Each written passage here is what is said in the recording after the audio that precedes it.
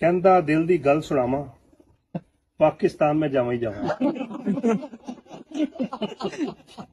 कहंदा दिल दी गल सुनावा पाकिस्तान में जावां ही जावां। अपना देश ते अपनी गलियां रस मलाइयां मिठियां छलियां। मां दे हथ दी छंडी रोटी उज्जे गोश्त ते तिक्का बोटी। तड़के वाली दाल जे होवे मिठी लस्सी नाल जे होवे। ओदे अगे होटल कीए KFC मैकडोनल्ड कीए। मैं क्या लेकिन खौफ भी आंदा है जान दा सोच के दिल घबरांदा। कहंदा दिल दी गल सुनावा मैं ते उत्थे कदी ना जावां। कहंदा दिल दी गल सुनावा मैं ते उत्थे कदी ना जावां। उत्थे जहर पिला